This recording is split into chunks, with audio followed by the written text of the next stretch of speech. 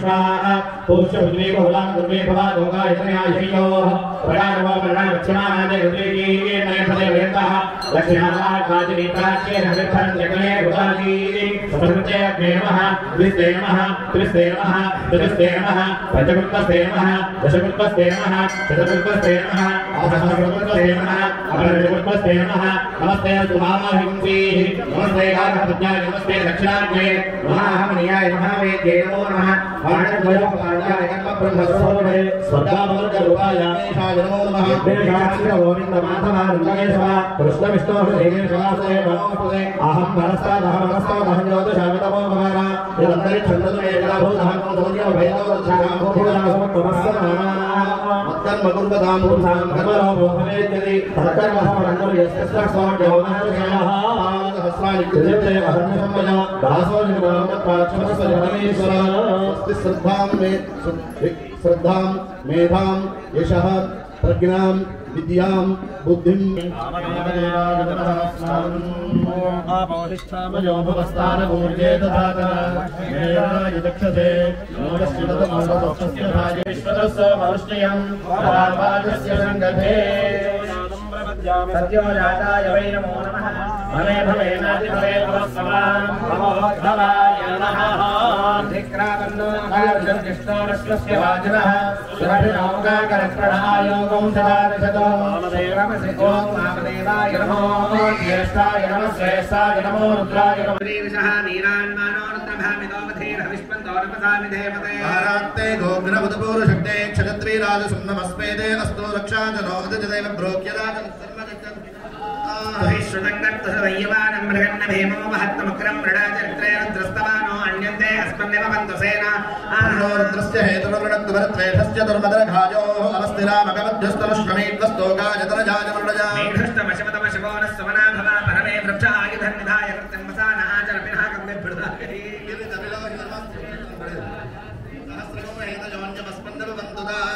श्रीसञ्जनेत्रवश्चमे स्यामञ्जमे लोहञ्जमे दिष्टमकामश्चमे वीरुदष्टममोषधयश्चमे कृष्णभद्यञ्जमे कृष्णभद्यञ्जमे अष्टमे पदवदाञ्जाष्टलिङ्गेन कलमन्दां वित्तञ्जमे वित्तश्चमे भूतञ्जमे भूतश्चमे वसुजमे वसुदश्चमे कर्मजमे शक्तिश्चमे ऋतश्चमे हेमश्चमे इदश्चमे गदश्चमे इन्द्रश्चमे सोमश्चमे इन्द्रश्चमे सविताचमे इन्द्रश्चमे सरस्वतीचमे इन्द्रश्चमे पूषाचमे इन्द्रश्चमे बृहस्पतिश्चमे इन्द्रश्चमे मित्रश्चमे इन्द्रश्चमे वरुणश्चमे इन्द्रश्चमे त्वष्टाचमे इन्द्रश्चमे धाताचमे वायव्यानचमे बोधवृत्तमादवनीयश्चमाग्नेयर्धञ्चमे हविर्दानञ्चमे गृहाश्चमे सदश्चमे प्रोढाचाश्चमे वजदाश्चमे वृतश्चमे स्वगाकारश्चमे ष्टमे धर्मश्चमे कष्टमे सूर्यश्चमे प्राणश्चमे स्वमेधश्चमे पृथ्वीचमे ददश्चमे ददश्चमे ज्योष्टमे दिक्पदेरन्दर ज्योतिषश्चमे कुन्दावश्चमे देवा पदमस्त्वा भ्रष्टादभिषिञ्चन्दुगायत्रे रसन्दधा स्वास्त्वा दक्षिणतोऽभिषिञ्चन्दु त्रैष्टुभे रसन्दधा आदित्यास्त्वा पश्चादभिषिञ्चन्दु जागते रसन्दधा कृष्णे त्वा देवा उत्तरतोऽभिषिञ्चन्द्वा विष्णुभे रसन्दधा बृहस्पतिस्त्वा परिशिष्टादभिषिञ्चन्दु पाङ्क्ते रसन्दधा इमा रुद्राय स्थिरधं वने गिरः क्षिप्रेशवे देवाय स्वधाम्ने अषाढाय सहमानाय मेढुषे दिग्वायुधाय भरता शृणोतना स्वागत्येभिरुद्रशन्तमेभिः शतकुं हिमा अधीयभे शिशेभिः यस्मद्वेषो वितरं युगुंहः दिवि वागुष्टादय स्वाविशूचीः अर्हन् बिभर्षमाणस्तोके राके पितर्मरुताकं सुम्नमेदो मानसूर्यस्य समरुषो योधाः अभिनो वीरो अर्पतिक्षमेदा सुजाये महिरुद्रप्रजाभिः देवाबभ्रो वृषभले विताना यथा देवनभृनीशेन हपुंसि वनश्रोर्नो रुद्रे हवोधि बृहस्पतेम विधते सुवीराः अरुणो रुद्रस्य हेतिः स्पृहिस्मृतं मेढुस्तमारहन् बिभर्षि समक्ये रुद्र आवो राजानम् मानस्तोके परिणो रुद्रस्य हेतिर्वृणक्तभद्वेषस्य दुर्मदरघायोः अवस्थिरामगमध्यस्तनुष्वमेत्वस्तोकाय समयाय नृणया कामष्टहेयस्तेषस्वधङ्गायो विश्वस्य क्षैरभेषस्य यक्ष्वामहेसौ वरदाय रुद्रन्नमोभिर्देवसुरन्दवस्य अयं मे हस्तो भव अयं मे भगवतः अयं मे विश्वभेषुतोषामिषुषः एते सहस्रमहितं प्राशामृत्योपत्याजन्तवे तान्यस्य मायया सर्वानवयजामहे मृत्यवे स्वाहा मृत्यवे स्वाहा प्राणानां गन्धिरसुरद्रोमाविशान्तकः तेनान्येनाभ्यानि स्वाहा नमो रुद्राय विष्णवे मृत्युर्मे पाहि सदाशिवो सहना भवतु सहनौ भुनक्तु सह वीर्यं करवावहै तेजस्विना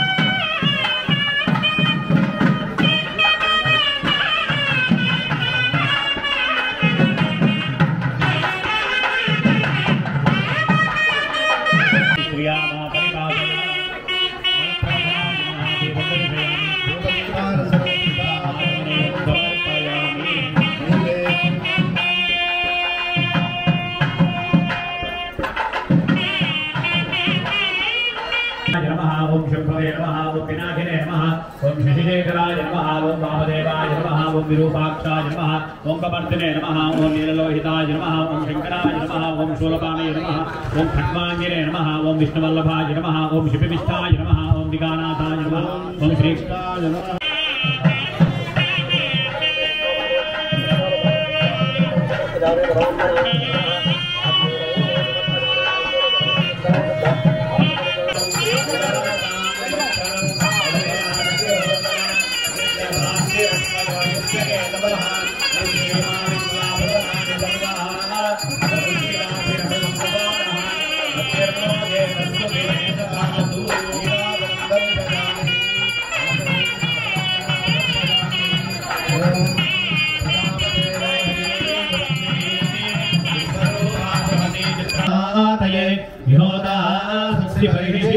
स्वस्ति शतो देवीर्भिष्टयामो भवन्तु वेदये श्रेयोर्भिश्रावन्तुनः स्वस्ति ओम सर्वाख्यसेवा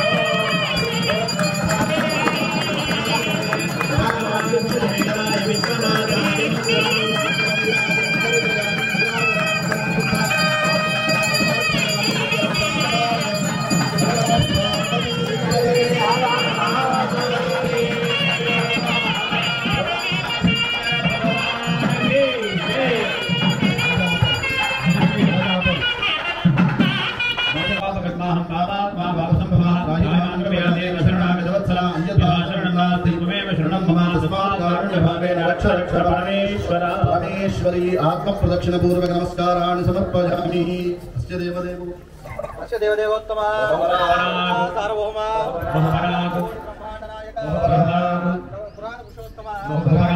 వచ్చేసరికల్లా ఒక్కొక్క కళ తగ్గుతూ వస్తాడు. కానీ మీరు పాడ్యమి నాడు చూడండి, అమావాస్య మరుసటి రోజు చూడండి, సన్నగా చంద్రవంగా కనబడుతుందా, అయినా చుట్టూ గుండ్రంగా ఒక వలయం కూడా మనకు కనబడుతుంది. అంటే ఏ ఒక కళ నుంచి ఈ 15 కళలు వచ్చి ఆ ప్రధానమైనటువంటి కళలోకి 15 కళలు కూడా వెళ్ళిపోతున్నాయి. ఏ కళ నుంచి ఈ 15 వచ్చి ఏ కళలోకి ఈ 15 కూడా వెళ్ళిపోతూ తిథులుగా కాలాన్నంతా కూడా విభజించి కాల ప్రవర్తమానానికి కారణమైందో ఆ కళకు సాదాఖ్య కళ అని పేరు.